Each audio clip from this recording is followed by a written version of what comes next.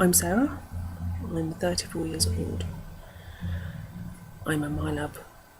In Bases 10, we bring the connection between shadow beings, mind control, alleged US and UK military, the Greys, child abuse, and ceremonial psychic programming in one simple package, Sarah Stanga, who claims to have seen James Casbolt while a child at one of these rituals.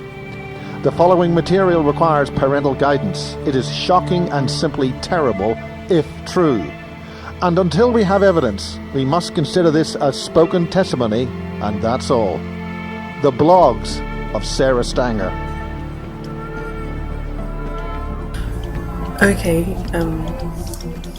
this is a little bit of a test run. Just want to see how this records really, before I start recording myself and sending these as video diaries amongst other things to people. Just want to see how this turns out. I'm Sarah. I'm 34 years old. I'm a MyLab abductee, mind control victim, and I'm still under mind control. I'm still being abducted. I'm still being abused. I'm not 100% sure how to stop it. I've been trying to contact people for about 2 years to get some help that I need for what's happening to me and to rectify the situation or start healing or start deprogramming me or however you wish to portray it, call it.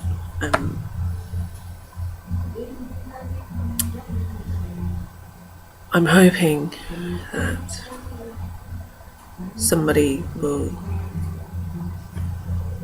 look at these and be able to help, be able to put me in the direction of somebody who might be able to help me, somebody who might be able to take me seriously, and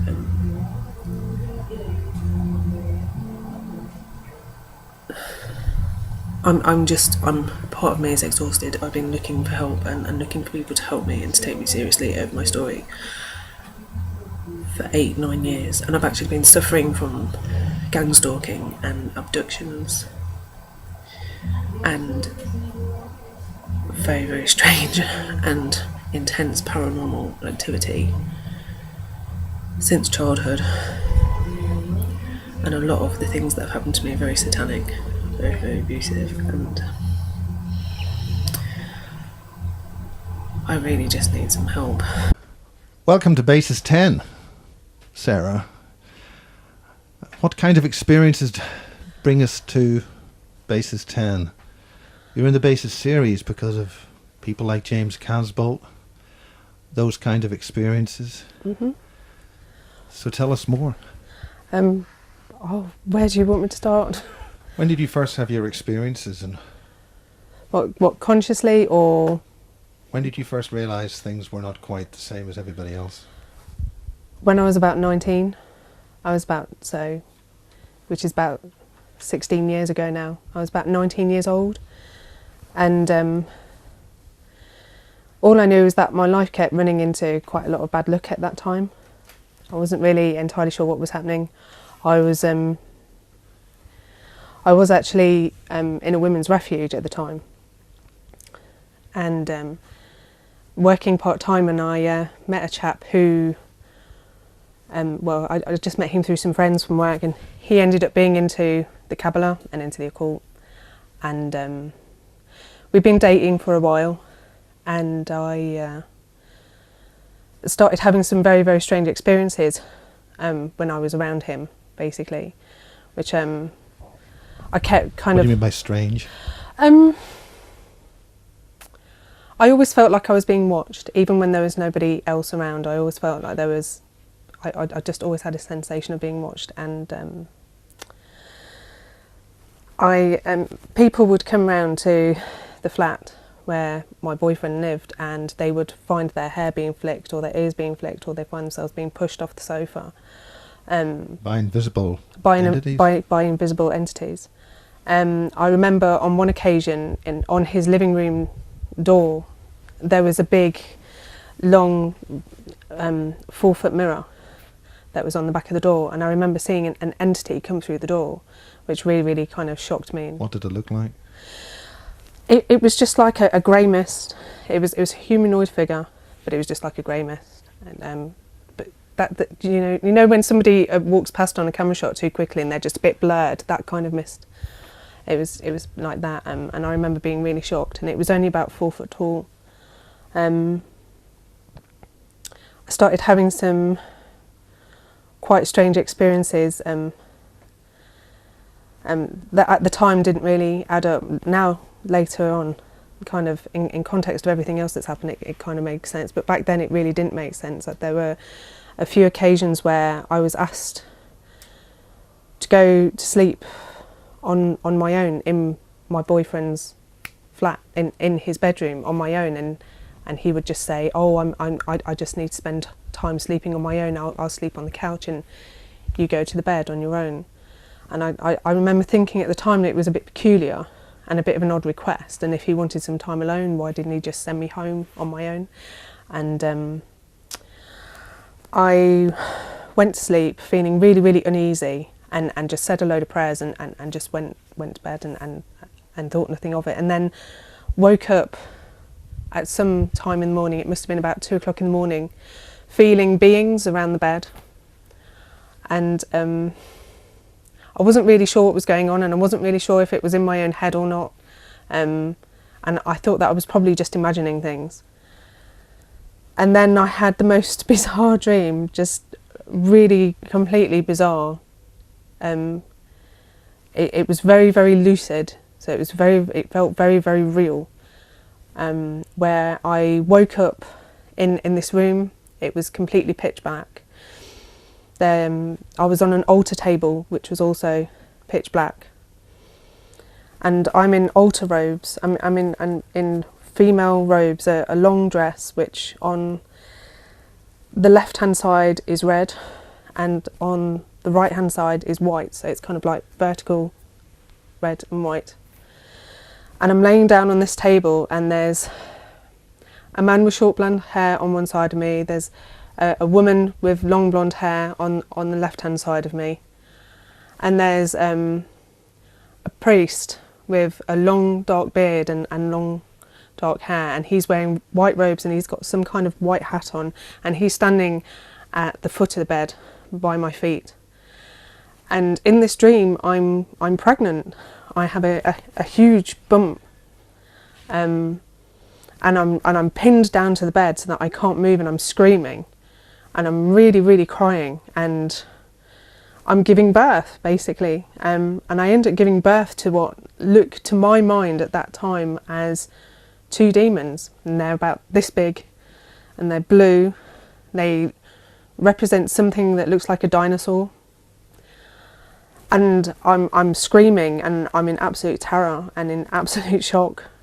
And I wonder how the hell that came out of me without causing me some severe damage inside my private parts, and I don't understand what's going on. The man and the woman on either side of me are trying to soothe me and calm me down, and I'm just in shock. And I'm told that these are my children, that they come from me, and they hold them up to me and they say, "But we're going to take them away now. They're not yours.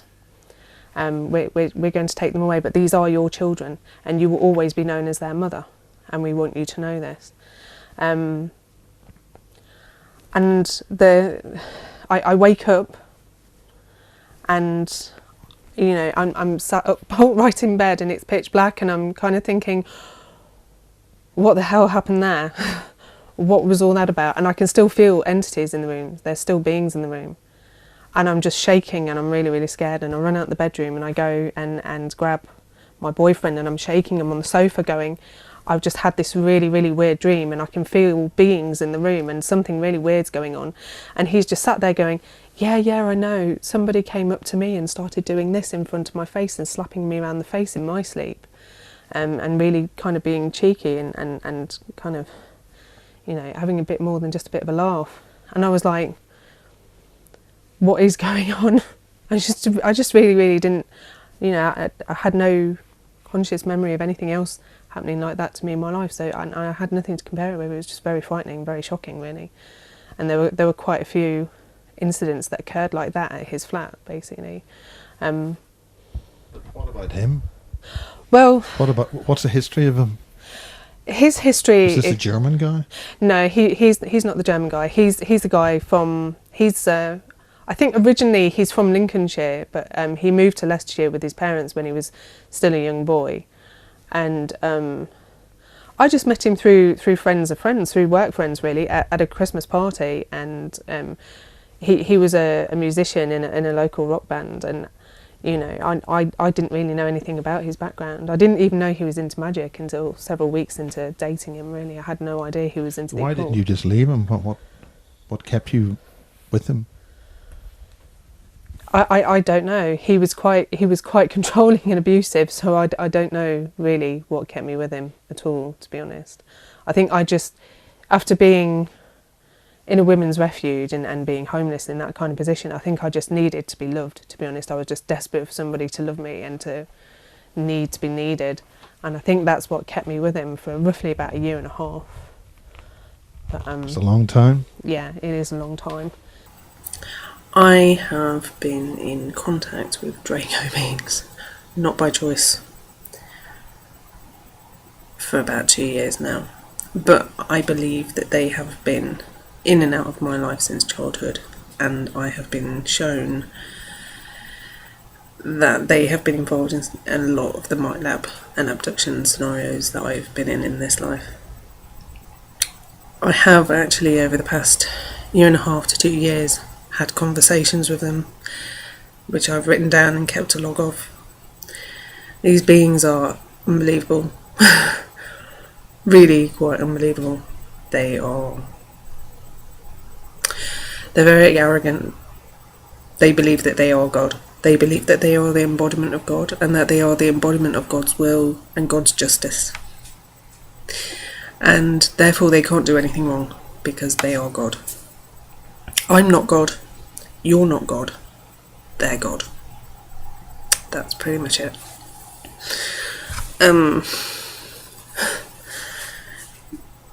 They believe that we are here to serve them. We are here to serve God. Not to be God. To serve God. And they are God. They believe that I am theirs, that they own me. I am their property. I don't belong to the universe. I don't belong to me.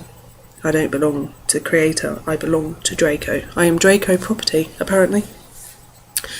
And if I believe anything else, then I will suffer and I will be made to be punished.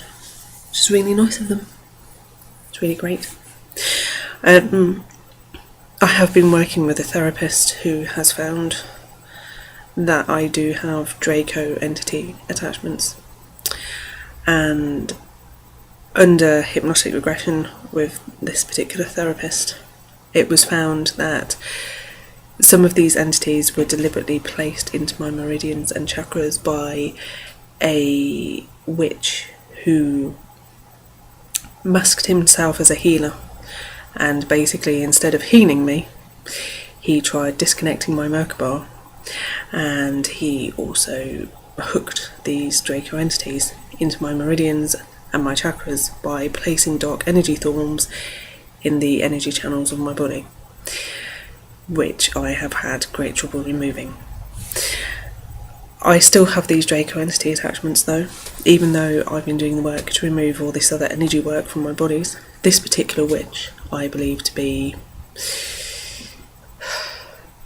It's going to sound crap, people are going to accuse me of being paranoid, but I believe he's an Illuminati witch. I believe he was sent on a search and destroy mission. It was about the same time that I knew this witch that I had an attempt made in my life in a hit and run accident with a car. The car that hit me was a black Porsche. I waited for half an hour for an ambulance. An ambulance finally arrived. A car arrived at the scene, a beige Subaru, who claimed to be the car to have hit me and sped off, and said that he came back to the scene because his wife had had a go at him, and that it was against the law to hit and run, and he should have taken care of the person that he hit, and could he go back to the scene. I personally believe that they sent somebody in a beige Subaru to see if I was dead, basically, to see how much damage had been done. I don't think it was for any other reason, and I know it was a black Porsche that hit me. It was a black, small sports car. It was going very fast. Subarus make a hell of a lot of noise. They make a huge noise. They've got very noisy engines, and everybody's eyes can tell the difference between a beige and a black car, so that was just rubbish. I did eventually get my own house, and even when I had my own little 2-bedroom terrace house, just in the city centre, a lot of weird, bizarre things kept happening. I kept seeing a shadow man that would appear. What about the shadow man?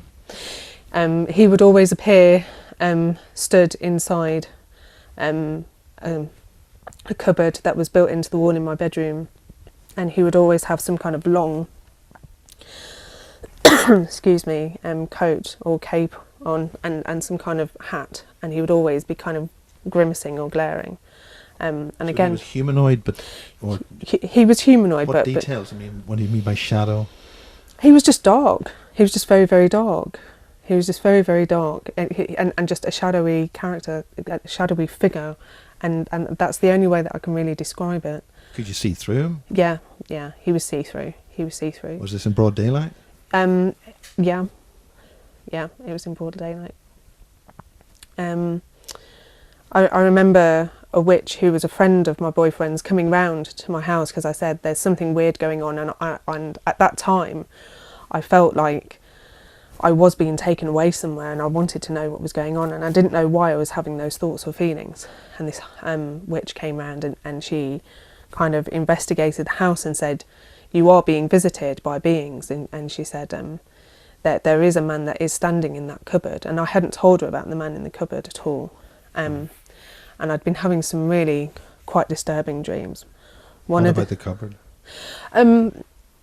I don't know what was going on with the cupboard, apart from just seeing that shadowy man, that shadowy figure in there. But I had other dreams as well where I was, again, in this,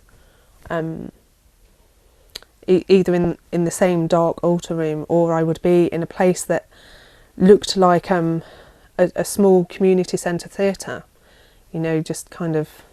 Can we concentrate on the altar? Where was it? Can you feel the location, or what was it made from? Was it in some church somewhere? I'm trying to look at it now in my head, and I can see a yellow brick, yellowish brick building, and I could probably even draw down some of the brick detailing from the top near the roof. It's kind of very, very typical Greek kind of pattern that kind of curls over itself over and over again. But that's all I can see, really. I can't. A Greek church? I don't think it's a church. I just think it's some big. It's a big building, but I don't think it's a church. Were there other entities there? Other people? What were they wearing? Human beings, and they all had long, dark cloaks on. And quite often I remember having dreams of them asking me to join them, and I would always be very, very apprehensive about doing so. Why? What made you apprehensive? Just something to do with the atmosphere and the situation. And I remember on one occasion they asked me again, "Will you join us?" And I remember in just turning around and saying, I don't know, they turned around and said, "It'll be okay, it's okay, there's nothing evil, there's nothing wrong with this." And I kind of almost agree, and then something in me says no.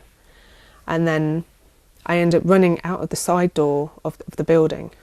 Can you see what kind of building it is? Is it a skyscraper, 2-story, 3-story, brick? It's a museum. It's a museum in a city centre.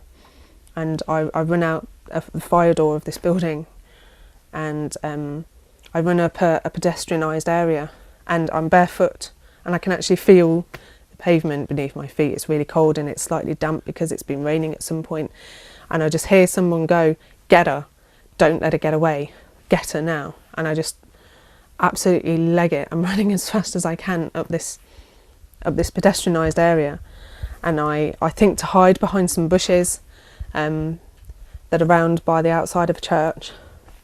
And the next thing I know, there's police cars everywhere, and the police come and basically take me out from behind this bush, and you know. What kind of cars were the police driving? They were, you know, the old-fashioned, what they used to call The jam sandwich cars. Yeah, the Rover type, or I couldn't tell you. I know with they a red they, stripe down the middle. red stripe down the middle, but they were like estate. They were estate cars. Maybe like something that you'd get from one of the 4-door. like an old Ford, yeah. A 4-door. That's 4-door. Oh, 4-door, yeah, 4-door car, Yeah. yeah. But So was this type of car which was around in your contemporary life at that time? in the 90s? Yeah, it would have been around in the 90s. It would have been around in the 90s. So did the police help you, or did the police actually bring you back to them? I have no idea. I've not actually explored that particular memory any further, but it's that memory or dream. So that what was basically happening on the altar? What What made you want to run away? There was a man there with, he was an older man, and he had blonde hair, and he had to kneel down before this altar, and I was expected to do something to him that I basically, it was against my core beliefs to be able to do, I think. You must have had some kind of oral sex act or something like that. At this particular junction, no, I was expected to punish him in some way. I was expected to do something quite violent, and I didn't want to do it, basically, and something in me just kind of went no, and I just. So do you think that the man was some guys? Was he part of the ceremony? Was it a ceremony, or was he a victim? Was he like a prisoner? I think it was part of a ceremony. I don't think he was necessarily a victim.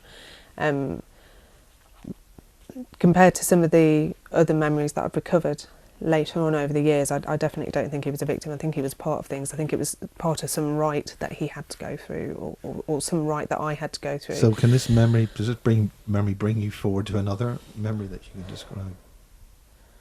The other memories that immediately come to mind are being in, again, in a dark room, and the altar's black, but it's been outlined in red for some reason, just on the corners and along the edges.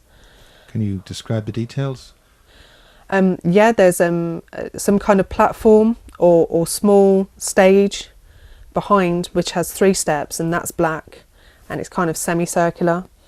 And there's as you're looking ahead of it, there's a door that would be on the right hand side of it as you're looking at it, and there's a brick wall that kind of like comes out like this, and then another door here facing you from the left. Have you been able to draw that anywhere? I haven't actually got round to drawing any of these things as yet. But yeah, So, I can draw them. That's not a problem. So what happened with that particular altar? What was the reason why you felt you could remember that better? That was a memory that came to me that I've basically gone over a few times and explored, just to see what happened really. And there is a cage in that room. It's a cage big enough to hold a dog, basically a live animal of some kind, and there's a young blonde boy in it. There's a young blonde boy in there. What age, roughly? He must be no more than about 6 years old. And in this what condition is the boy? What condition? He's petrified. He's absolutely petrified, and he just wants to go home. So how did you get to that stage where there's with a cage? With the cage? How do you mean how? What led you to seeing the cage? To seeing the cage? Circumstances? It was just part of it. It was just part of the memory. Basically, it's part of what I remembered at that time. I think I'm roughly about 12 years old in this particular memory, because I have a fringe And I know at the age of 12 I had a fringe and long straight hair down to just past shoulder length. And I'm naked most of the time in this particular memory. There's red drapes as well by either side of the stage, the platform area, and they've got the little boy in this cage, and he's being treated really badly by three of the men in the room, although there's a woman in the room as well with glasses and blonde hair, and the men are all laughing. Basically, they're all kind of chuckling to themselves, and I'm being told what a precious little girl I am, and what a sweet little thing I am, and what a special little girl I am, and I'm just, I think I'm numb. I think I'm just emotionally numb throughout the whole thing, actually. I think I've just already started dissociating and just kind of, I've just got to get on with this somehow, and I've just got to think about something else and just put up with it. But this is one of the memories that really started, I think, a lot of my anxiety and PTSD, because that's one of the memories that contains quite violent sexual abuse, and the taking of blood, basically, from myself. I just wanted to add a little bit more about what had happened during my time in Leeds, living there with my ex-partner in Chapel Allerton. Before some of the interdimensional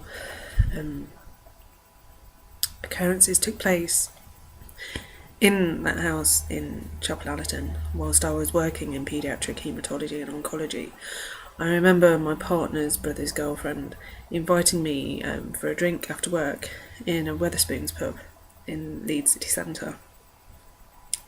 I went and met her there, and one of the consultants from paediatrics was also there, who was well known to myself and to my partner's brother's girlfriend. She'd also at points had work to do with the NHS before working for Johnston & Johnston as a bioengineer. Anyway, I remember walking into this pub to go and meet her for a drink after work. And as I walked into this bar, there was a man that I had not seen for many, many years. A man who I met when I was 19 years old. When I knew him, he was a Kabbalist. He was heavily into the occult. He had a lot of friends who were witches. I was a very, very naive 19-year-old girl who was I was homeless, basically, at 19. I was still doing a lot of drugs. I was into Buddhism, but when it came to the occult, I didn't really have a clue, and I wasn't really into it, to be honest. I think friends in the past had tried getting me to kind of like get into Wicca or what have you, and asking me, oh, if you read this book, it looks really, really cool, and I was just never into it. Wicca never really floated my boat. I actually had an instinctive reaction against Wicca, and just kind of like was always no. I don't know if that's because of my Christian background or not. I think it's actually a lot to do with my mother and her kind of influence over me over the years, telling me to keep away from all such things. I'll come back to that part on my mother in another post, eventually, because that's quite interesting, one future piece. Anyway, this man I haven't seen since I was 21 years old, and I'm at this point 26 years old.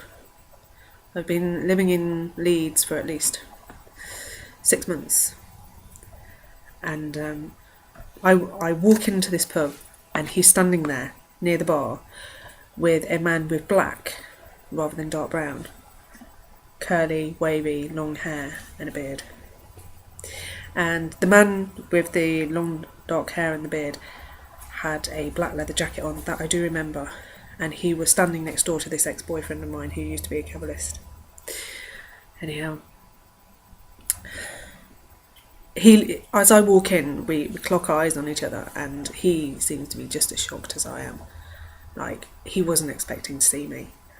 And for some bizarre reason, the thought came into my head, you no longer have power over me anymore. And I just kind of turned my head, kind of like this, and sauntered off, and thought no more of it, and just smiled to myself, you know, thinking, you know, I've got everything I need in my life. I've got a great job. I'm going to carry on with my higher education soon. I'm going to be going off and studying, even if I wasn't going to be studying at Manchester, because I'd applied to go to Leeds Uni instead to fit in with my then partner's plans. And so as far as I was concerned, like, life was hunky-dory. I wasn't really paying attention to the gang stalking because I didn't know that it was gang stalking, and I just thought I was mentally ill, and I thought that as long as I stayed away from drugs and had a good diet, did meditation and yoga, that I'd basically heal and fix my brain, and it was my own fault for doing too many drugs anyway. I really didn't have a clue otherwise. I really was convinced that the gang stalking was just a symptom of my mental ill health. Anyway, I walked up the stairs to the gallery in this bar and sat there with this paediatrician and had quite a long chat with him, and chatted to my partner's brother's girlfriend. Sat there, had a drink, and just kind of hung out with everybody, really. And I noticed that these two guys near the front, basically the one with the dark hair turned round to my ex-boyfriend, the cabalist, and said, "She still blames you then." I heard them say it, and then I just kind of turned around and I just thought, what? Yeah, I'll get out of town then. I didn't realise that basically they read my mind. They were, you know, when I kind of had that in my head, you no longer have power over me anymore, I didn't say it out loud, it was just in my head, and I kind of got the impression that they'd been reading my mind, and at the same time I didn't really want to acknowledge that either, so I just kind of like thought, oh, just ignore it, Sarah, just don't worry about it. Anyway, next thing I know, I mean, this bar is completely crowded. It's ram-packed full of people. It's a Friday night. So people are either in this bar for a quick, swift half after work, or they're there for the long haul for a long night out, slowly getting tanked up. It's about 6:30 in the afternoon. Well, 6:30 in the evening, sorry, not afternoon. Leeds city centre gets incredibly busy on a Friday night, I can assure you. This bar was rammed. And in order to walk out from where these men were standing would have taken them quite a good few minutes. And there would have been noticeable jostling of people moving around from side to side whilst they were trying to negotiate and navigate their way out. For the instance that I turned around and just thought, oh, what? No, it's just in your head, Sarah, forget it. And then turned around to look again, they had disappeared, just like that. Can you go there? Can you describe it? I'm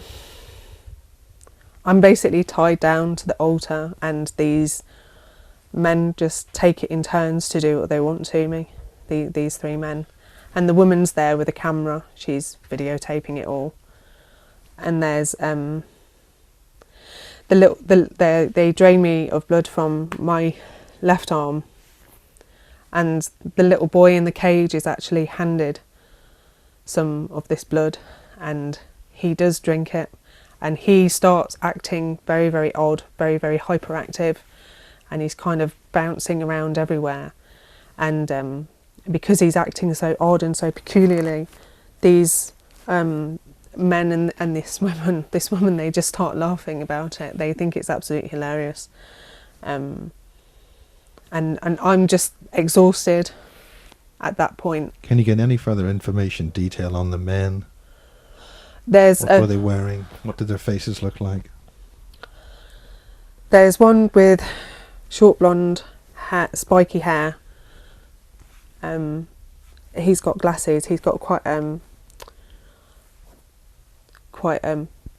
structured jawline. Quite a, what they call it? I think a square jawline. They're all wearing. Well, the men are wearing black.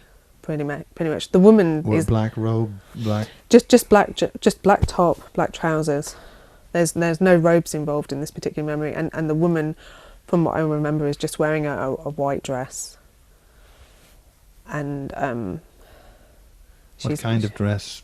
Just a white kind of like summery cotton frilled dress. There's no regalia anywhere.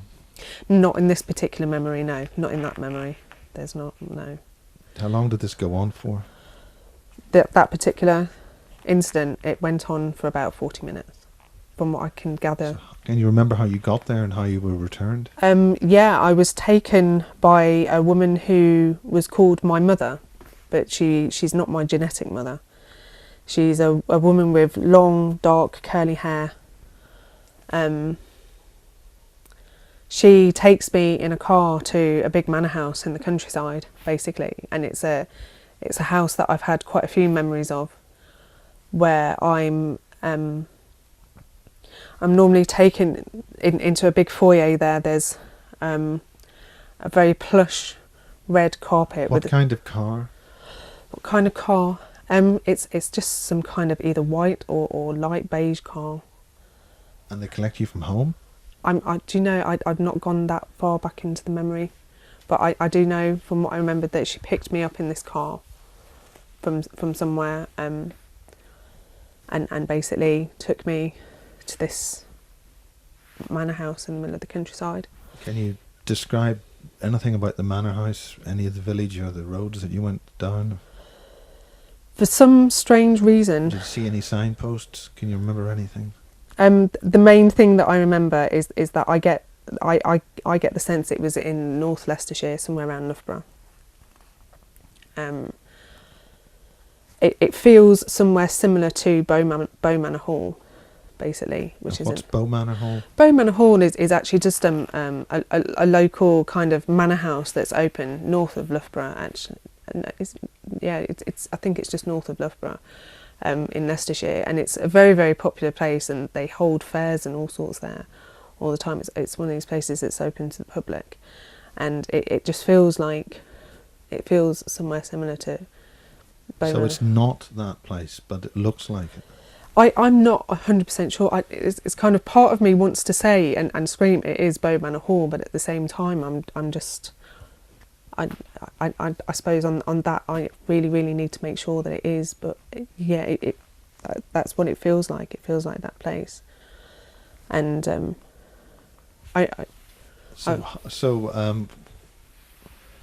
what made you special for these people?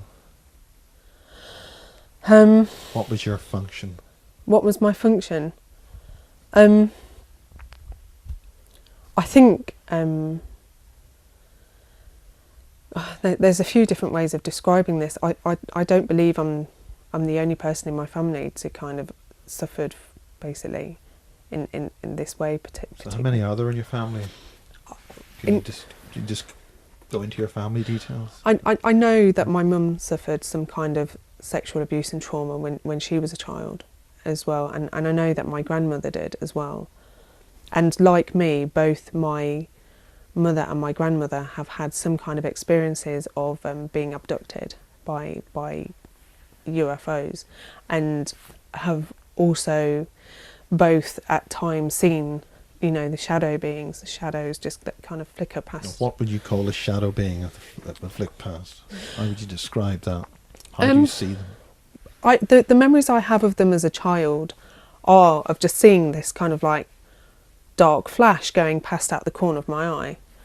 And I even remember my mum, I must have been about 3.5, no more than 4 years old. My mum, I remember her turning around to me and saying, "I'm seeing like dark shadows out the corner of my eye," and I think one of her friends had been round to visit her on an afternoon and had remarked on seeing these dark flashes or dark beings out the corner of her eye.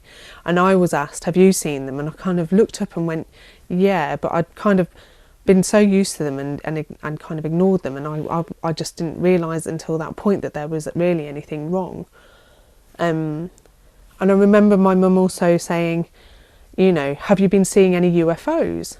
And at some point as well. And I remember looking up at her and going, you know, what's one of those, you know, because I wouldn't have known what a UFO was, and she basically turned around to me and said, I just have a memory of her saying, do you remember, you know, people coming from like a you know, like some kind of ship in the sky?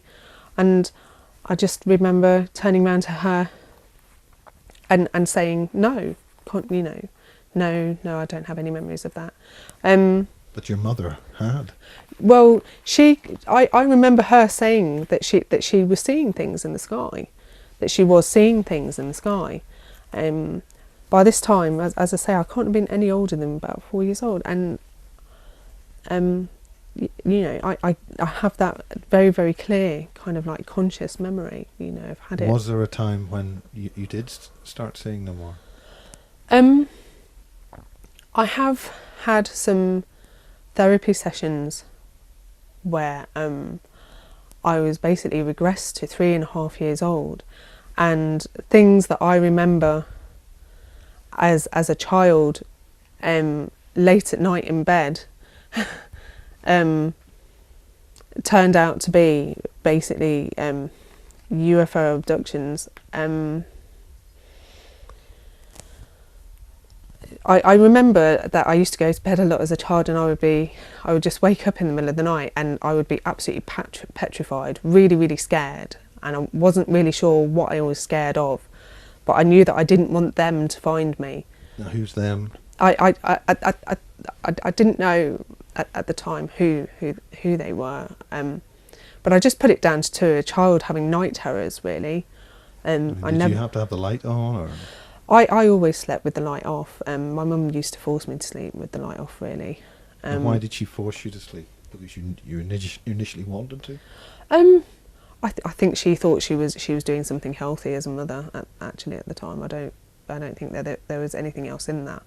I just think I was having gone through therapy on these memories and having a look at why I felt the need to stay as still as possible in bed so that they wouldn't hear me and they wouldn't find me, and having to even limit my breathing so that they couldn't even hear me breathe, because I didn't want them to find me. I think there's also enough time to do a little bit of a talk about some of the things that happened in Kingston upon Thames. I moved to Kingston upon Thames when I was 21 years old,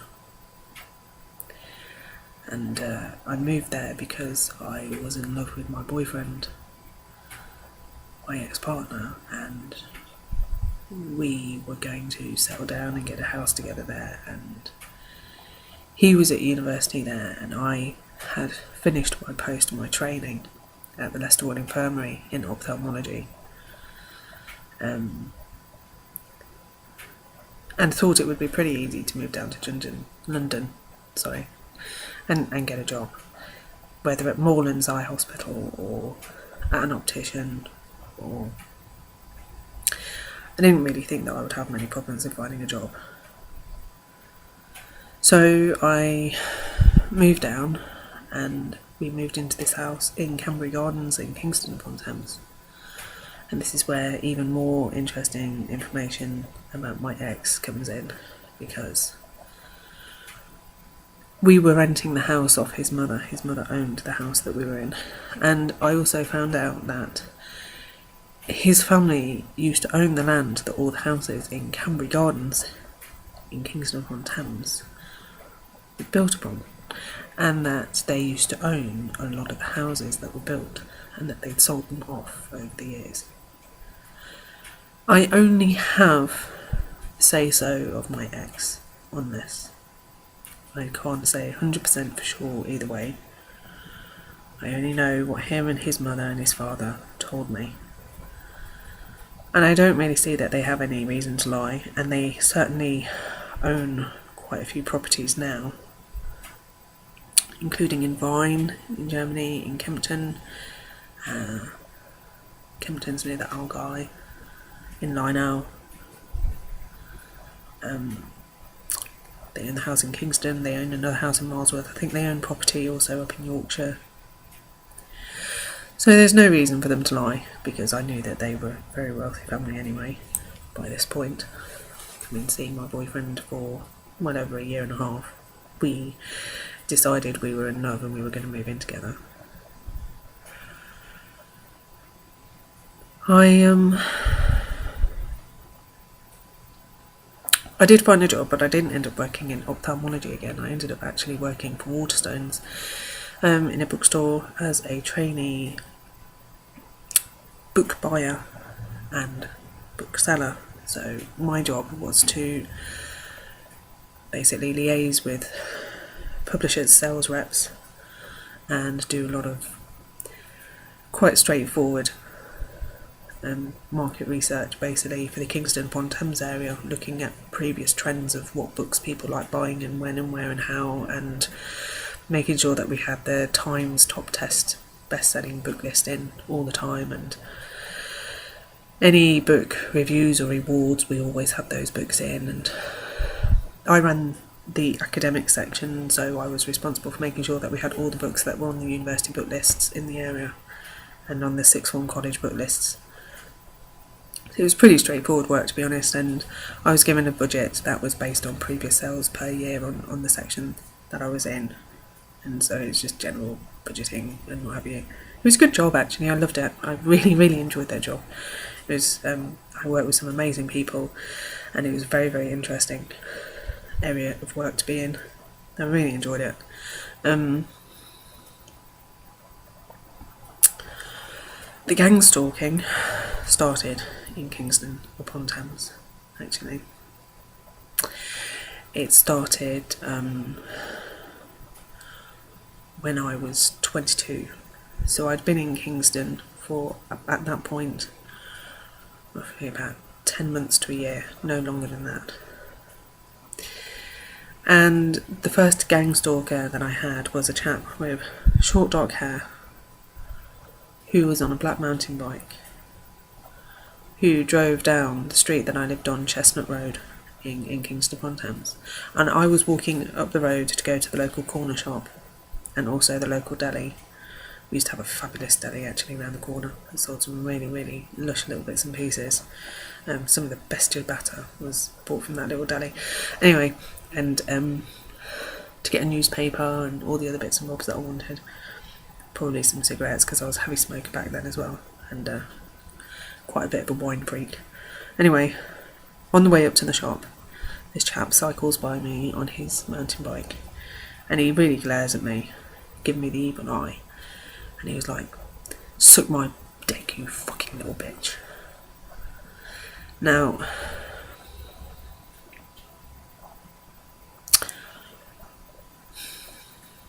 I don't know if I should say this or not really,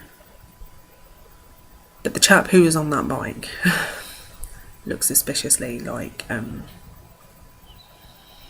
particular truther and whistleblower who has come out with his story in the past about being a mind-controlled agent for MI6. Whether it is actually him or not, I don't know.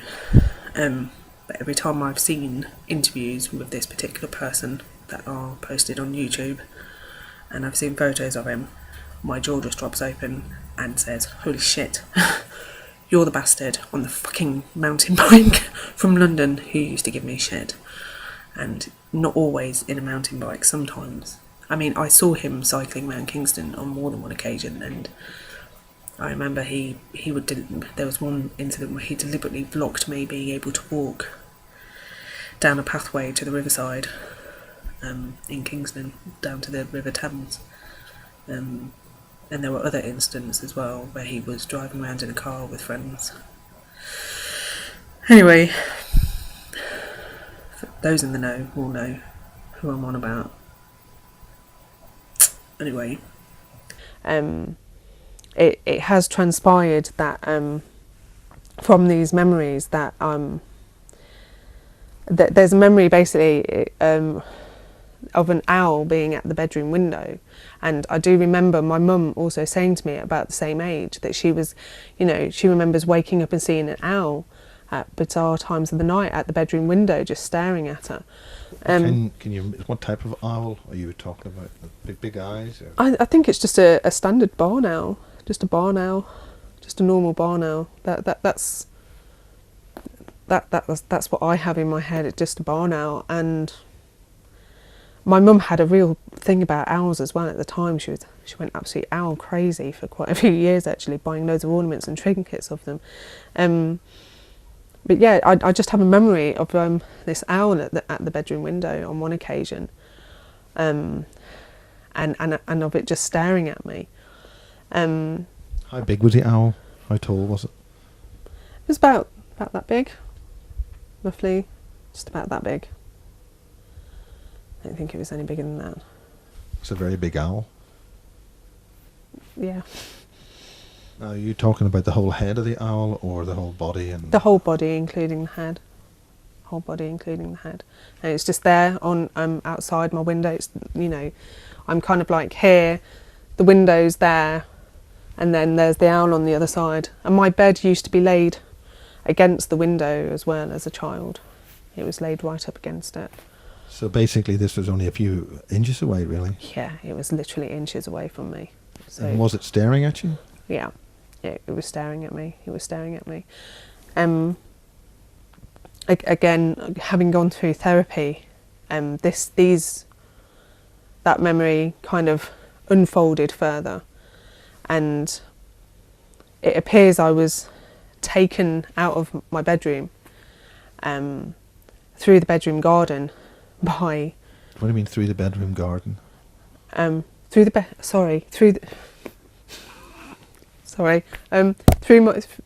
out of my bedroom, through the house garden, and then into the field. Is this physically or out of body?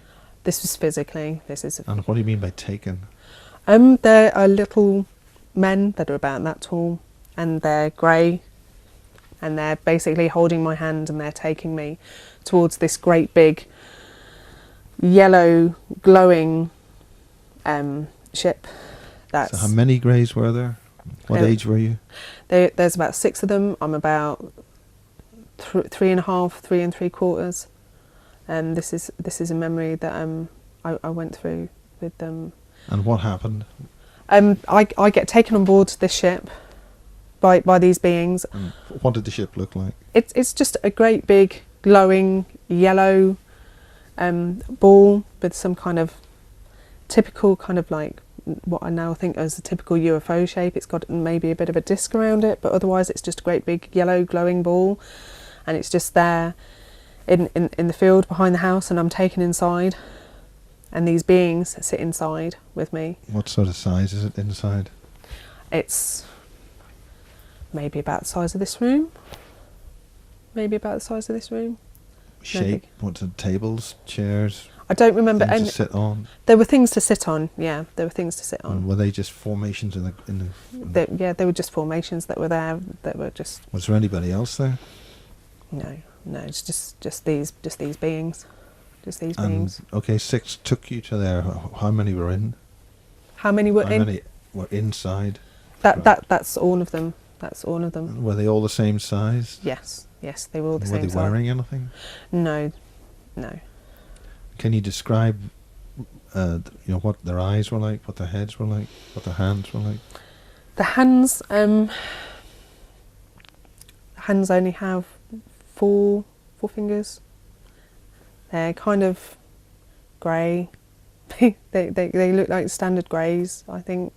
They're kind of big oval head and the dark eyes. What about mouth, nose? What were the cheeks? The cheeks are very. The cheeks just kind of come down to a point, really. They just kind of come down. They're kind of maybe a little bit gaunt looking. It's just a small slit for a mouth. Not much of a nose, really, at all. What's their skin colour like? Do they have any hair? No, not as far as I'm aware. Not as far as I don't remember feeling a texture of hair anywhere. Any veins showing in the arms and the hands, or what's the skin like? Just kind of don't know. It doesn't really feel like human skin. Do they have a smell or an odour? Or? Yeah, they've got a bit of a whiff. They do have a bit. What's that whiff like? It's just a bit acrid. I don't know how else to describe it. It's just a little bit acrid. What would you attach on Earth or in your everyday life to what that smell would be? Like a hospital or disinfectant or something It's just aromatic or Oh no, not aromatic at all. almondy smell? No, Cinnamon? Any? it's just ever so slightly acrid and a bit rancid smelling. I don't know how else to really describe it, to be honest. Like something dead? Preserved? Maybe slight. You know, if a battery's leaked and the smell of battery fluid. Sort of acidic? Yes, maybe ever so slightly acidic kind of smell. So it's not a huge, overwhelming smell? It's not overpowering, no. It's not completely overpowering on that memory at all, no. Not at all. So what did they do? Were they kind, smiling, saying nice things? How do they speak to you? How do they communicate? They're trying to keep me calm. They're trying to keep me calm and to keep me compliant, basically. And they're getting me to look outside of the spaceship, and I can see through the wall of the craft. And Are they taken off by then, or what? Yeah, we're flying over the countryside at this point, and I can see trees and fields and houses. And is this daytime or night? This is still nighttime. So by saying that, is this at a very great height, or? Yeah, it's at a fairly decent height. And where do they take you? They take me to a military base somewhere in the east of England. Now, why do you know it's the east of England? I just every time I have that memory, I just know we're going east. We're just going over east. So whether it's Norfolk or Suffolk, I couldn't say. Bentwaters, Rendlesham. Is there any way you can identify anything at the base? Did you see anything of it? I do remember there were hangars there. I do remember. What type of hangars? They've got How many? How many? I get the impression there's two hangars in particular that are quite distinct that I can make out. There may have been a third tucked around the corner, but there's two main hangars that I can see, and I remember at that time they had corrugated metal sides. You know, the corrugated metal that kind of and a corrugated metal kind of domed arched roof and big doors and you were taken there at night? Yeah, it's night time. So were there any lights, anything else? There's a truck, some kind of army vehicle that's on a runway there, that's not far from this craft. And what type of truck is it? U.S. military? Any markings? It's just a standard green. Is it a sort of a Bedford type standard British Army issue? Yeah. So it's a British type truck. Yeah. Were you taken into the truck, or how did the vehicle land? Did the vehicle go into the hangars? The craft. Yeah. At that stage in my memory, all I can see is that it's landed on the left hand side of the runway, and then on the right hand side of this runway there's the green army vehicle with a man there with a flat cap hat and uniform on, and he's got a moustache. He's got a dark black moustache, and what complexion did he have? Any pale, white Caucasian, brown eyes, and was he tall, stocky? He was about average height. They should all have a name badge on the front. Can you remember his name? No. Does he have any insignia? Anything on him, like studs or marks of a lieutenant or a sergeant or something? Or Yeah, there's 2 stripes here and here, I think. was it a blue uniform, a dark blue uniform, or was it green? Khaki. It's for some reason I think I get the impression it's green looking. It's a green looking uniform. So it would be an army guy, Yeah. as opposed to RAF or Navy. Yeah. So how did he speak? He just has a very What was the method of you being handed over to him? He just spoke in a very plain Middle English accent, and the Greys kind of hand me over to him and some other military personnel. What shape of eyes did the Greys have? Again, just the same black almond-shaped eyes. And were they wearing any kind of clothing? No, not in that memory. No, there's no clothing. So what did the military associated. guy do? Were there any other people there?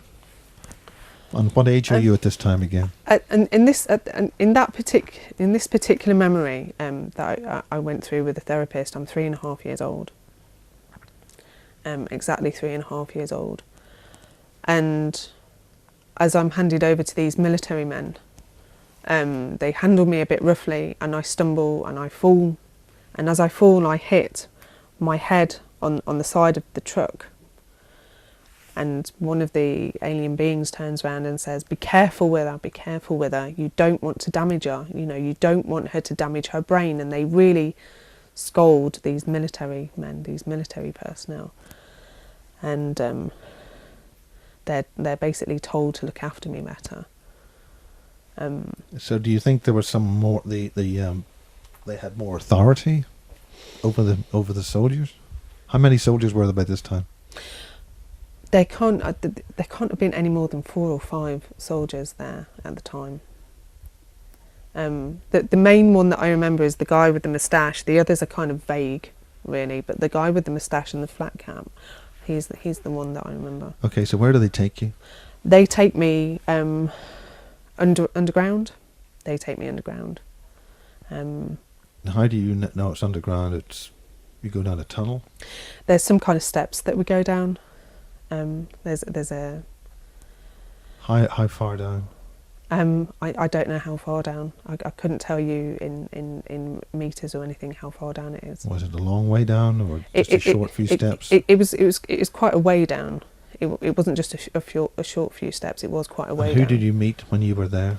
There's another man with a moustache and glasses and short dark hair that's swept over to one side, who's wearing... What kind of style of hair do you think that is? What do you think the hair represents? I haven't thought about that, to be honest. I couldn't tell you anything about what I think the hair represents. Your hairstyles can identify a country. I don't know. Was he English? I don't think he was, no. Why do you not think so? I just get the impression he's possibly German. In fact, yeah, Right. I'm pretty sure he's German. So how old is the guy? He's about 30. For some reason or another, I know he's 32 in that memory. I don't know how I know And he's 32. where did he take you, and what did they do? They take me into a small observatory room, and they're making some notes. It's something to do with some adjustments that they have to do for some reason. What kind of adjustments? To do with my brain. And how did they intend to do that? What did they do? I remember sitting in a metal chair, and... Was it, what kind of metal chair? Was it something you'd sit at the canteen in, or? Yeah, it kind of. Or a dentist's chair? No, it's not a dentist chair. It's nothing Not that like kind of that. thing. No, it's just a box standard kind of plain Tubular metal type chair. Yeah, it's nothing like... Stackable types, you see it. Yeah. Yeah, that sort of thing. It's nothing particularly special. It's not high tech or anything. What else was in the room? What kind of observation of stuff?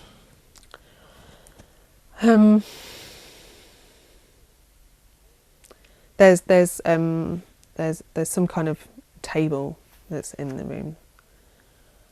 There's some kind of what you would call a one-way mirror that's in the room. How did you know it was one way? You can see your reflection, and I can see the reflection of the people as they're walking around the room in that. In the room behind it? No, just in the mirror.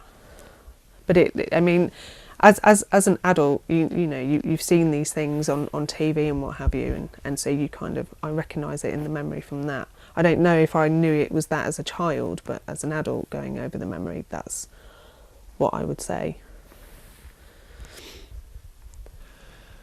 So you're surmising that then? Yeah. I mean, there's this mirror on the wall in the room anyway, and it's got a big frame around it. So, were you able to see blue tint? So you weren't able to see through the mirror by any chance? No. Because of extra light on their side or your side? No. I do remember there was some artificial lighting in the room. What do you mean artificial? I mean fluorescent lights? Yeah, like fluorescent lighting. But what's so remarkable about fluorescent lights that you remember that? It was just a really weird, eerie feeling in the place, and that just kind of added to it, the kind of like the glow of the lighting. Really, it was just a weird. So there's a different colour to the light. The light had some kind of a different level. It was just I don't know. Why does the light stick in your memory? I don't know. The light just somehow does. Was it very bright? It was very yellowy.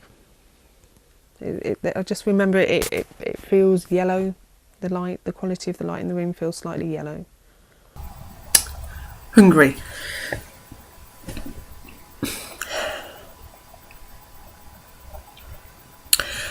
When the solar eclipse alignment came across Europe, me and my partner went to Hungary to a festival called the Solips Festival that was in a really, really beautiful valley of outstanding natural beauty. It really was a gorgeous place to have a festival of dance, goa, trance and drum and bass music.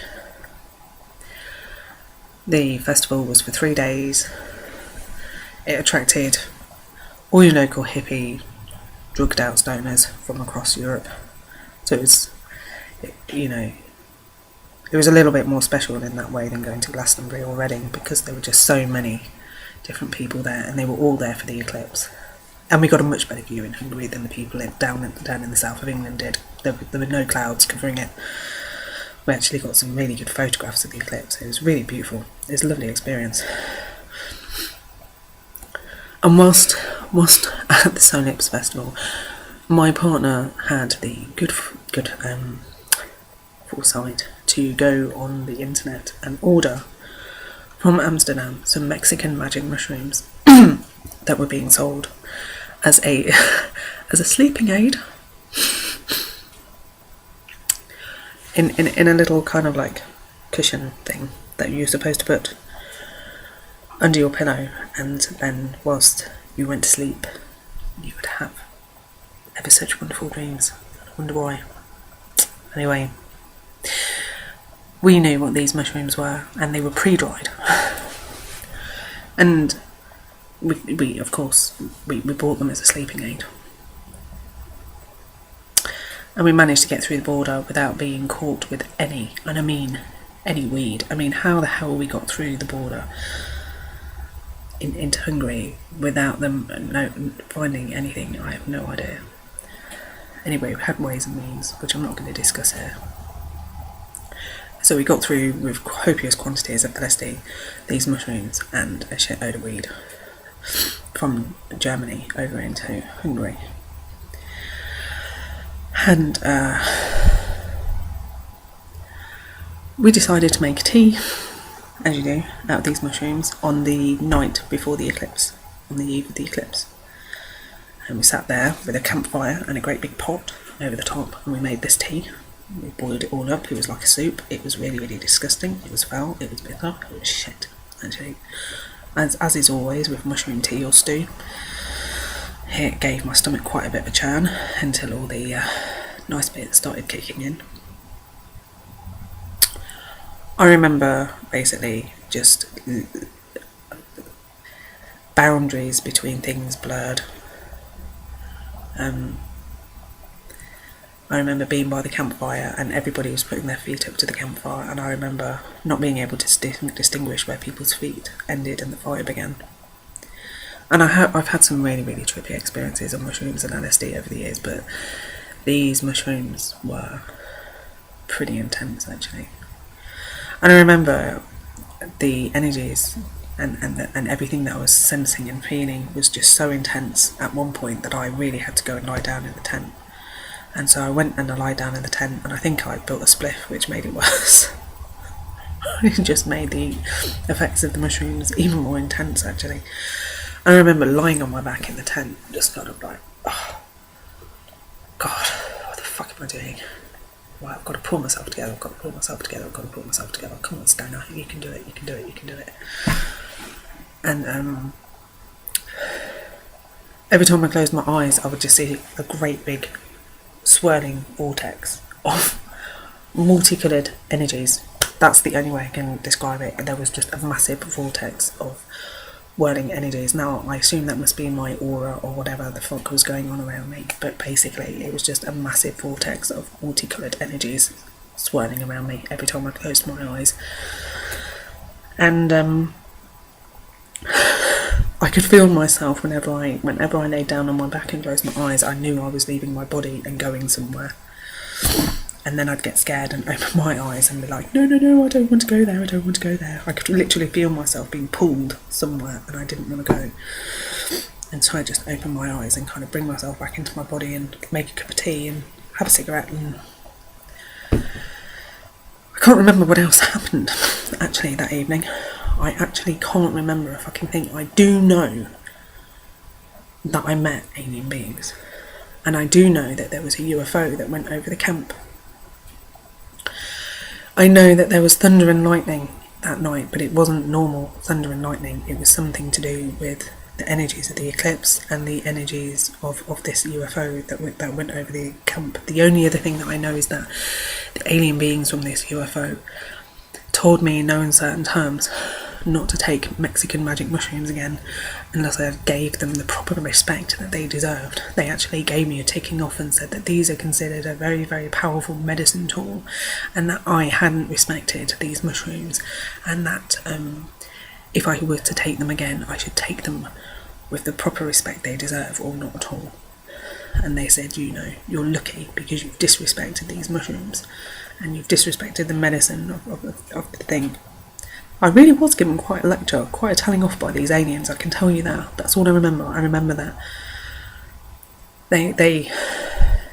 I went through some kind of little wormhole or vortex. I ended up being given a right telling off by these alien entities who flew over the camp to do with these Mexican magic mushrooms. They really were basically trying to look after me. So I'm quite grateful, actually, because they had a fair point. You know, they considered it a sacred shamanic tool. We bought them from Amsterdam and turned them into a soupy stew and didn't really know what we were doing with them. We didn't do any proper rituals or rites with them or anything to get ourselves into a particular frame of mind before taking them. We just thought, hey, let's get battered. It was a bit of a naive and stupid thing to do, really, because they were very, very powerful. And then basically these alien entities said, if you need to be on a spiritual path, now is the time for your answer. And then I remember being woken up at some point. There was some kind of thunderclap or noise. I take it was the UFO just scooting off. And then I found myself awake inside my partner's arms. I was inside the tent and he had his arms around me and everything was hunky-dory, basically. So what kind of other instruments were in the room? Can you identify? I mean, scientific, medical instruments, electronic things, computers? There's no computers per se in that particular room. No. Bearing in mind you're 6 you're very young, so, Yeah. so what kind of... Can you remember what kind of instruments were there? What were you there for, other than just to simply walk into the room? What was happening to you? I know that they do some routine tests. They shine a light into my eyes, which I take it would be pupil reflex. They take my blood pressure, amongst other things, and the next thing that I know is that I'm sat on this chair and I have these two alien beings in front of me, and I'm asked to open my mouth really, really wide, just to kind of like go, like you would if you went to a doctor and they kind of put a thing in on your tongue to see if your glands are swollen, if you're ill, and little like that. And then the next thing I know, there's kind of like two tubes that go into my mouth, one on either side of my mouth, and they go round the back, and they somehow go up through the back of the roof of my mouth and up into my head somehow. And and I just remember being really, really shocked and stunned, just kind of like with my mouth wide. How were the tubes inserted? They just kind of, the grey just kind of comes up and he places them there, and they just kind of go shh, and then go straight up. That's the only way I can describe it. It's just, it's like... So the grey is doing this? Yeah, it's the grey alien that's doing that. Is it a different grey to the ones that delivered you? Yeah, it's slightly blue toned. It's slightly blue toned. Taller? What sort of eyes? What sort of brain? It's a little bit taller. Very similar shaped head. Different hands? I think it's still 4 digits. Pretty sure it's still 4. Suckers, little things at the end of the fingers? Any details? I can't remember any suckers on the ends of the fingers, no. I can't remember that. What did they say to you when they came up to you? Did they say anything? What were they looking like? What was that feeling? What was the expression? They just had a job to do and they had to get on with it. That's the only... Where did they take the instruments from in the room to do this with you? There's some kind of table with some instruments over on like a small silver trolley over on the other side of the room. So there were 2 greys, both the same, but different to the previous 6 greys. Yeah, they're more blue tone skin. And did they liaise with the other scientists or other people in the room? Yes, they are. And what did they say? How do they talk? How do they communicate? Can you get any idea? Can you pick anything up they said?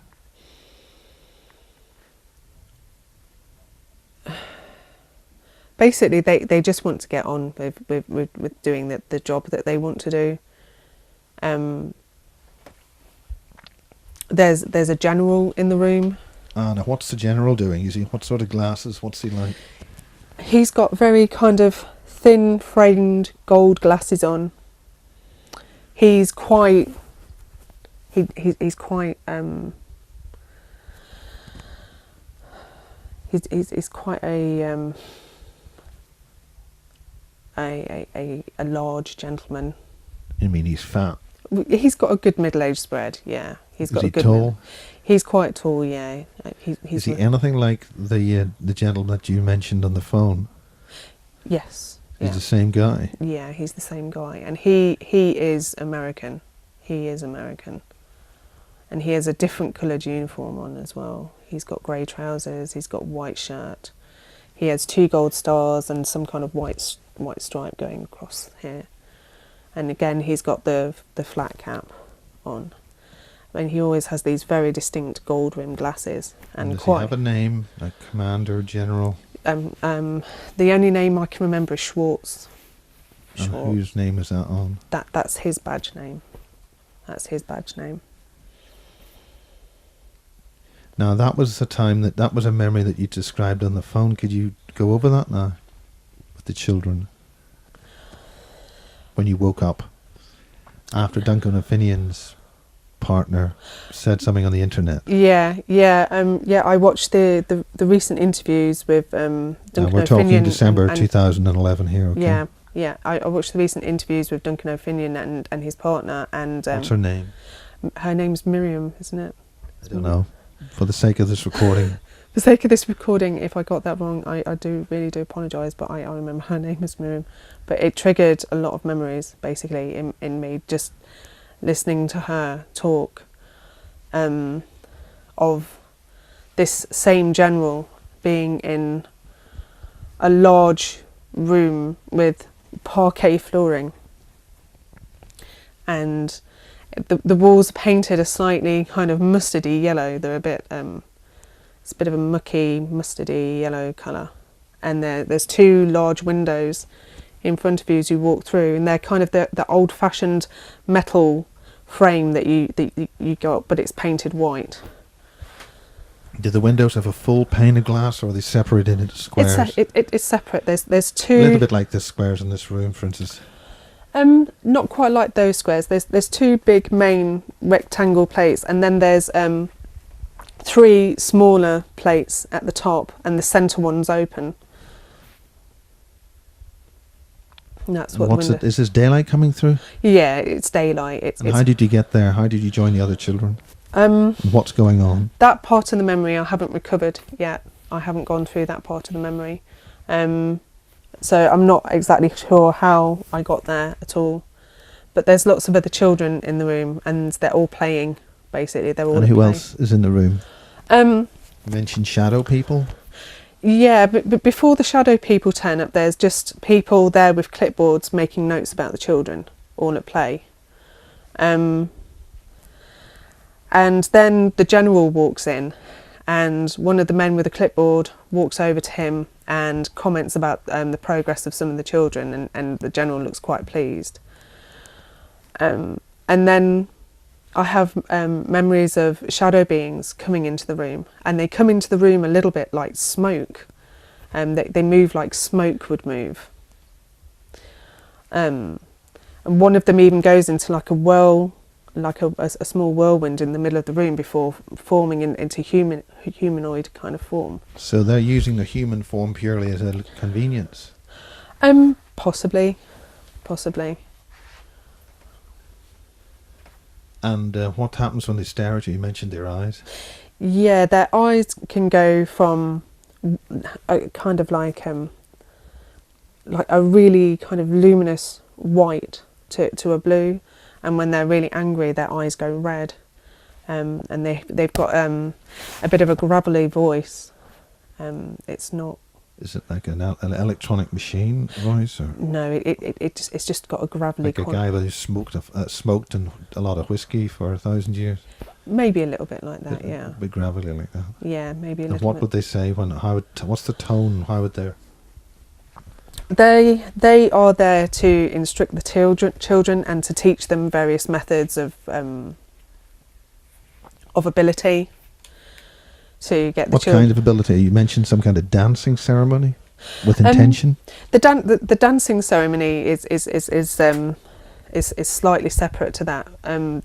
The first thing that the Greys seem to be doing is to terrifying some of the children, deliberately terrifying them, getting them really, really scared, to basically provoke the children into a fight or flight response, to react into some kind of psychic ability as a way of defence against them.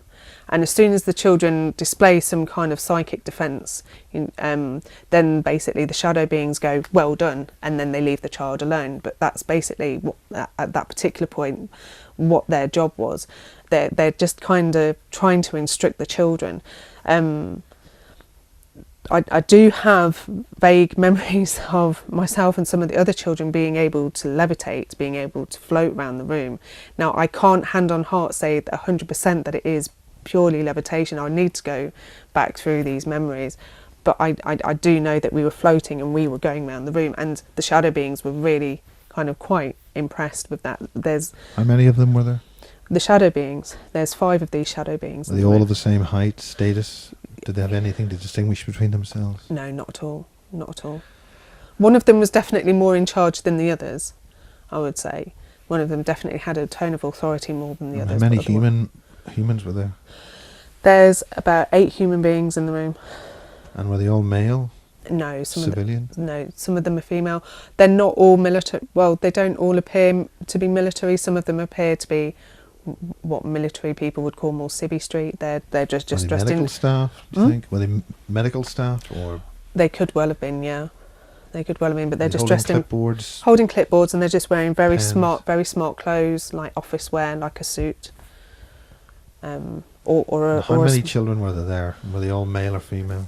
It's a mixture of male and female. What age? About 5 years old. You said just before we close on this section that one of the children was taken. One of the children was taken away. one of the children doesn't do so well at his play, at what he was tasked and set to do. He doesn't do as well as he should do, or as well as some of the other children. And 2 of the military personnel get this little boy, and they pick him up. One grabs him by one arm and the other grabs him by the other, and they take him out the room and down the corridor, and they're going to take him to another room to punish him. And automatically me and all the other children know exactly what's going to happen to him. What's going to happen? He basically ends up being raped in a room down the corridor. By who? By one of the men. And me and all the other children are trying to send him compassion. We're empathising with what he's going through. Is this because you were all raped in the past? Yeah, I'm pretty sure that at one time or another all of us have been raped. Yeah, definitely. And we're all trying to send him compassion and empathy, and we're really feeling for what he's going through, and we're told to stop by all the personnel that are there, by the shadow entities, and also by the human beings. We're told to stop sending this little boy compassion and empathy. How are you told? The shadow beings just growl at us and tell us not to. And then the next thing I know is there's a woman. She's got a flowery skirt on and a white blouse. Some kind of she's just got like normal plain, I think they're blue court shoes on, and tights, and she's throwing me poison arrows. She's literally psychically attacking me to stop me from having compassion and empathy for this little boy that's being raped down the corridor. Well, we have to close at this moment. We'll continue in part 2. Okay. I wanted to talk today a little bit about something which has been a regular occurrence actually as part of the shadow people and the gang stalking phenomena that I get. I have recently been in communication with some researchers from a particular group called AMASH. I've been in contact with these people roughly since about April, May of this year, 2011. It's now December. And during the time that I have been in contact with these researchers, whenever it appears that I might start to be a little bit of a bad girl in somebody's eyes, basically I find myself ever more vigilantly remote viewed, amongst other things, and even people trying to affect me on the lower astral in some way. Aside from that, one of the things that I have had, and on more than one occasion now, where I have gone to catch the bus into town to go and do some shopping and just do normal things. And I've had a man who has a very, very strange aura who will always sit next door to me on the bus. It's not always the same man, it can be a different man. And they always sit next door to me on the bus, and they're very forceful and very insistent that they want to sit next door to me. And if I allow them to sit next door to me, these men always throw their aura over mine. And the next thing that I know, I get all this dark energy that's poured over me and on and around my aura, and they're literally trying to break into my aura and pour in this dark energy. And I've had this happen on more than one occasion. I'm pretty sure that these are people who have been easily mind controlled in one way or another, possibly through the use of drugs, or some other way. The other thing that I think is going on with these people is, apart from some obvious form of mind control, is I think that they get possessed by shadow people or shadow beings. And that these shadow beings just hop on and in and out of people. Well, it's almost a bit like the Matrix. If you can remember Agent Smith. And Agent Smith could basically hop inside anyone he wanted at any particular point in place and time as an agent to kind of apprehend somebody. It's almost like that. And it's always when I've tried to get in contact with researchers or therapists or anybody that can help investigate me and my life and my case and what's happening to me.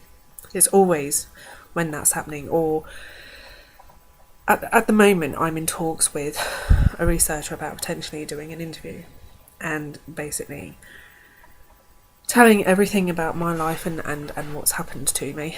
And I think that that's the reason why they're doing this. I also, alongside this man on the bus, I did actually receive visits from shadow people who came, they broke into the house, and they basically stood there and they said, if you don't say anything, we'll leave you alone. But if you insist on continuing talking with people about what's happening, then you will suffer and you will die.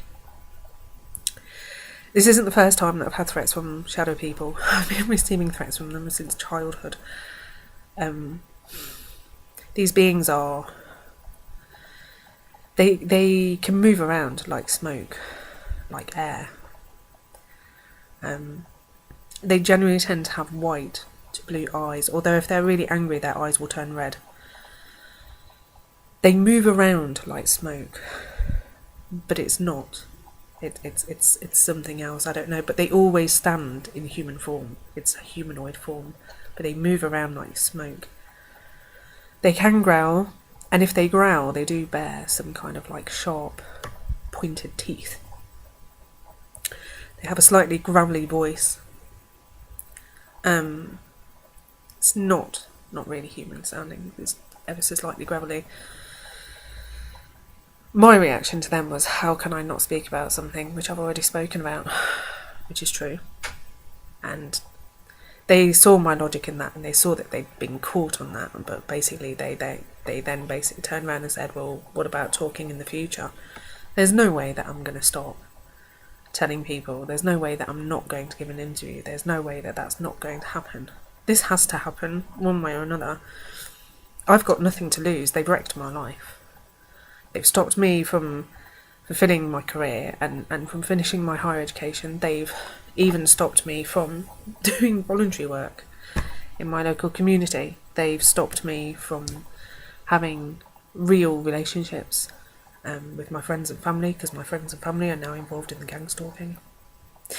And I literally don't have anything to lose. So, you know, I either carry on with the status quo, where they're in control, or I basically carry on telling people about what's happening to me, about the abductions and the ritual abuse and the mind control. And that's how I feel about it. But I just thought that in regards to having these attacks by random men, and it's always men who are members of the public, and it's never the same person, I thought it was worth mentioning, really. Somebody might find that useful. I'm wondering if anybody else has had similar experiences. I'm sure there's somebody out there who has. I'm also getting a lot of attacks by invisible beings at the minute, who, with the naked eye, I can't see. If I try and turn on my third eye, I do get a sense that there are still shadow beings around. I'm also being astrally spied upon by reptilians every so often, and certainly by human beings who are NSA or dark witches who are working with the NSA. At points I do feel like I'm in danger, but then I've been in danger for so long and received no help, and clung on to my life by the skin of my teeth sometimes, that, to be honest, I don't really give a shit. A part of me would really, really love to find somewhere safe to live, where I can have some respite away from all this madness, and where I'm surrounded by people who believe me, who give me love and light and the social and spiritual support that I need. But I'm not hopeful, to be honest. I'm so used to struggling through this on my own now. I don't know if you heard that, but that was another crack in the room. Another being wanting me to know that it's here. I definitely am going to go ahead with this interview with Miles Johnston. And I'm not going to let them stop me, basically. I'm pissed off with this now. So, but anyway, I thought the shadow being thing, and taking random members of the public over was a worthy mentioning. And in terms of how somebody might actually be a host for these beings, one of the things that I do know from personal experience is that a weakened aura in any particular state can affect it. So anybody who's a drug addict, anybody who smokes or drinks heavily, anybody who's got a weakened immune system for whatever reason because they're on a poor diet, could potentially, for whatever reason, be subject to these beings. But I've got a feeling that there's definitely, obviously, some other form of mind control or what have you going on with certain members of the public. Maybe I think maybe some people are more susceptible to it than others through genetics as well. But I know that the light beings that are trying to help me have basically said, when it comes to any form of entity possession, you need to look at how and why that person's had that entity attached to them. 9 times out of 10, it's down to something like drugs. And the area of town that this man got onto the bus is an area of Leicester, the West End, Narborough Road, that is very, very, very well known for drugs and very, very well known for brothels. I live just outside of that area, in the nice area, where there's lots of pretty little nature reserves and things right on the edge of the city suburbs. But my bus has to go through this area of Narborough Road, and that's where this man got on. So I'm taking it that he's a man from that area that probably is involved in that sort of thing. But I hope somebody finds this useful. I'll stop waffling. So you're with the children in the room? Yeah, in the Army base? No, it's not an army base on this particular memory. It's a very large, big, white room. It's some kind of large Georgian building. There's very big Georgian style windows, very tall ceiling. There's wooden flooring, parquet again. There's long drapes. What were the colour of the drapes? They're I think they're just like maroon red drapes that come down. Yeah. And there's quite a few children in the room. How many? 10? 15? There's more than 10. There's got to be at least 20 between at least 20. Were they all of the same race? Were they all? Were there different? Were there any differences between the children? The only difference was Were they all English, in other words? They're all English. Every single one of them is English. I don't remember any Asian or black children. They were all white. Any redheads, all blonde, black haired? Any distinction? There's dark haired. There's a couple of blonde haired children. So there's no particularly predominant feature amongst the children? No. Again, we're all about 5 to 6 years old. Nobody's older than that. Could you determine whether they're all, for instance, working class, rich kids? Any distinguishing differences between the children in clothing or any kind? No, because we're all completely naked. Oh. We're all completely naked. We're all, just totally starkers. And nobody's got any clothes on. We have little, the Egyptian collar necklaces that come over the breastplate and over the shoulders and over the back. Everybody's wearing those, but otherwise there's no clothing at all. No clothing whatsoever. Just these little beaded collar things that we all wear.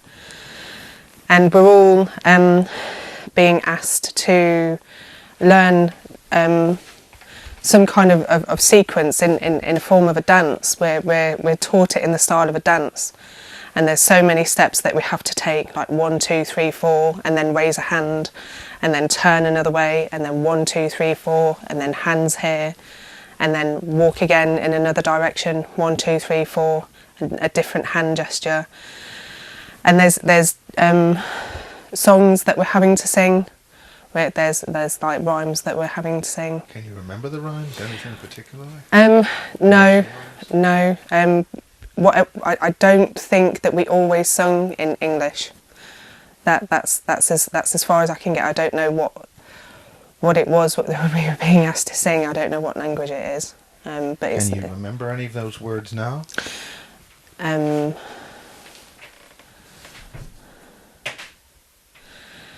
Can you sing a song now? There's the main word that comes to mind that I know that there was Sekadush. That's one of the words I know that there's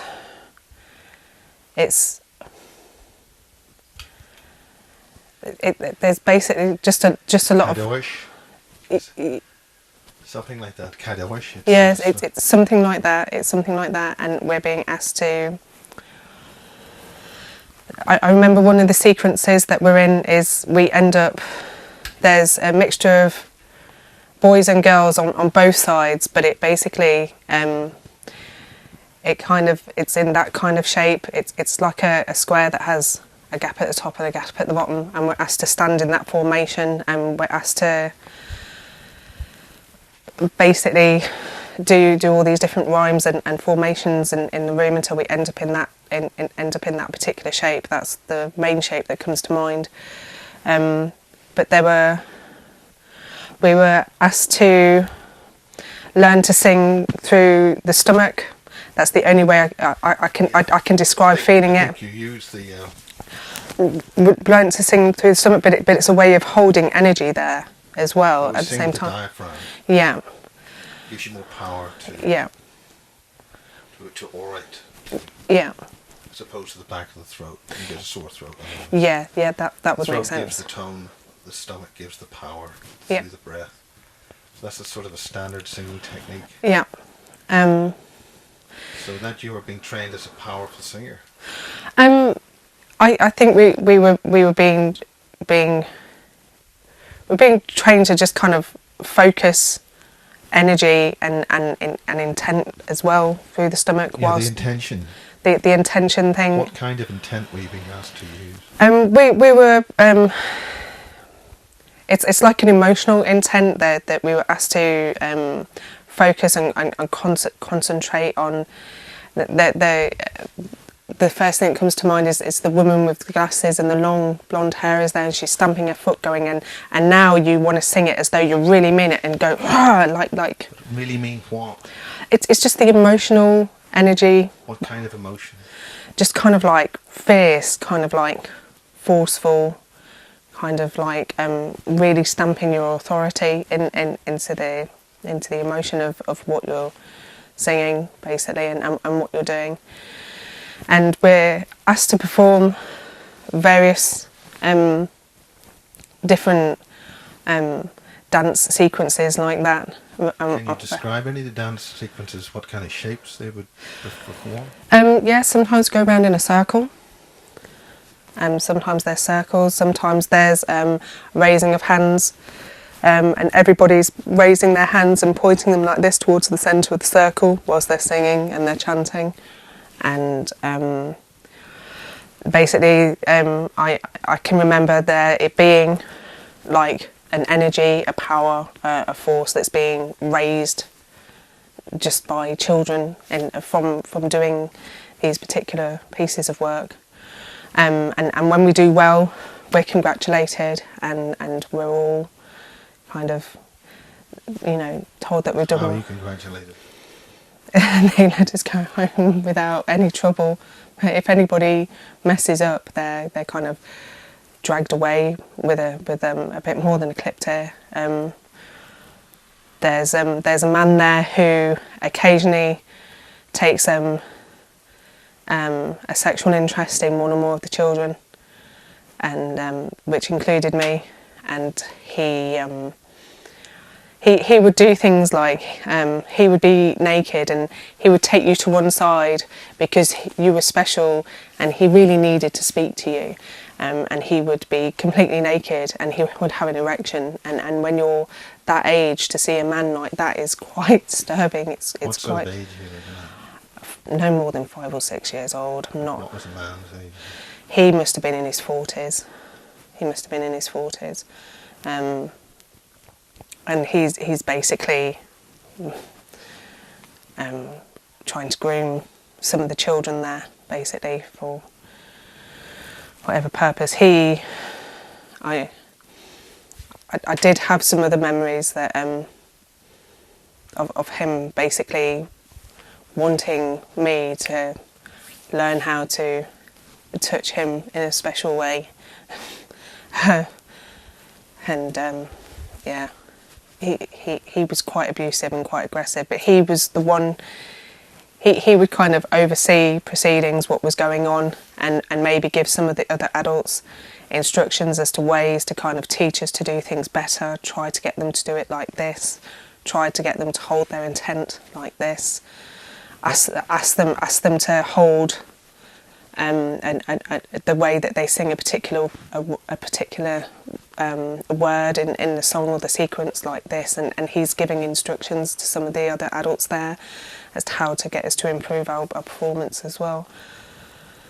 So as a choir singing for some ceremony, ultimately what was this for? My gut instinct and intuition is that this was some kind of early ritual training for magic ceremony.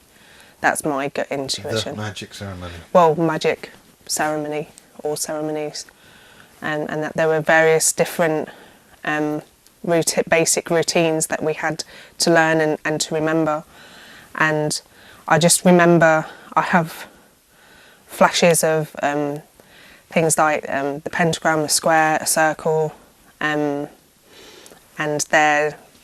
there's just different shapes and colours that we're associated with, and there are emotions held to these and different songs held to them, and it's basically, it's part of, I think it's part of the programming that we were put through, and B, I think it's also to do with being taught very early on some kind of magic ritual practice, just like very, very like to groom us and train us for that eventually.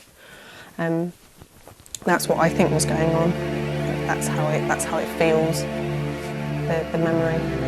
Okay, well, we'll take a break till next time. Okay. And then go over some of the other artwork and things. Yeah. And we'll chill out. Okay. Okay. Yeah. This illustrates we cannot have disclosure without the full exposure of these activities and a full explanation from government as to what are they doing with the children, the shadow beings, the greys, and the US and UK military.